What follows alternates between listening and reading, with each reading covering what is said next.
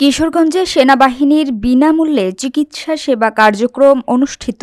বিস্তারিত থাকছে কিশোরগঞ্জ থেকে মোহাম্মদ আলামিনের প্রতিবেদনে। কিশোরগঞ্জে দরিদ্র ও অসহায় মানুষের জন্য বাংলাদেশ সেনাবাহিনী ও স্থানীয় প্রশাসনের যৌথ উদ্যোগে দিনব্যাপী বিনামূল্যে চিকিৎসা সেবা কার্যক্রম অনুষ্ঠিত হয়েছে।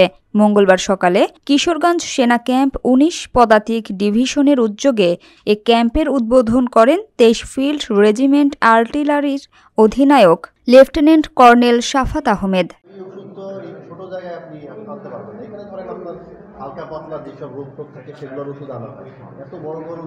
উদ্বোধনী অনুষ্ঠানে জেলা প্রশাসক মোহাম্মদ আসলাম মোল্লা, সিভিল সার্জন ডাক্তার শুভ্রচন্দ্র দেবসহ সেনা কর্মকর্তা, স্বাস্থ্যকর্মী ও বিভিন্ন দপ্তরের কর্মকর্তারা উপস্থিত ছিলেন।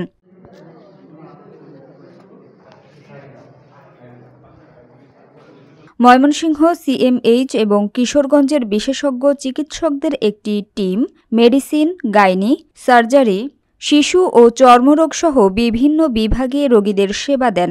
পাশাপাশি প্রয়োজনীয় ওষুধ বিনামূল্যে বিতরণ করা হয়।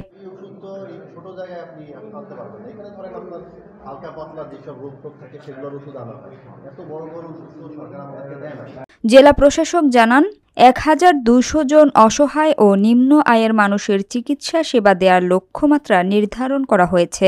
তিনি সেনাবাহিনীর এই মানবিক উদ্যোগকে সমাজের দরিদ্র মানুষের জন্য আশীর্বাদ হিসেবে উল্লেখ করেন। বাজার করার সময় আমি রাস্তাতে মাইকিং শুনতে পাই সেনাবাহিনীর উদ্যোগে আজকে আমাদের কিশোরগঞ্জ পৌরসভার মৎস্যটি ইনস্টিটিউটে বিনামূল্যে চিকিৎসার ব্যবস্থা করি।